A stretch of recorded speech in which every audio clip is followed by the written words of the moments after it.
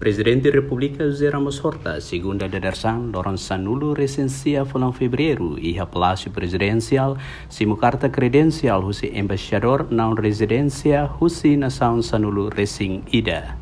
Embaixador naun residência nebe entrega carta credencial ne maka Yasser Hassan Farag El Semi husi Egipto, Jess Dulton husi Kanada, Sten Nielsen husi Dinamarca, Georgios Dogoritis husi Hellenic, Muhammad Porozerdi husi Iran, Amir Kuram Rathore husi Pakistan, Tian Samnang husi Cambodia, Kamfeong Pantasai husi Laos, Nur Edin Ben Freya husi Algeria,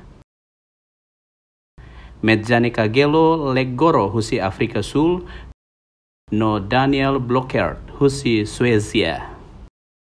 Entre embaixador Sanulu resing idane naing ida honia residencia embasada ia Singapura maka Hellenic. No Algeria honia residencia embasada iha Canberra Australia. No Siaseluk ho sirania residencia iha Jakarta Indonesia.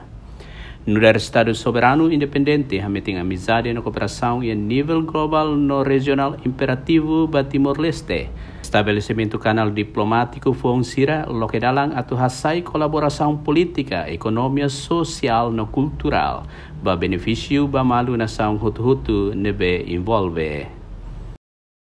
Nurianti Fatima Pedro Correa, VIP TV.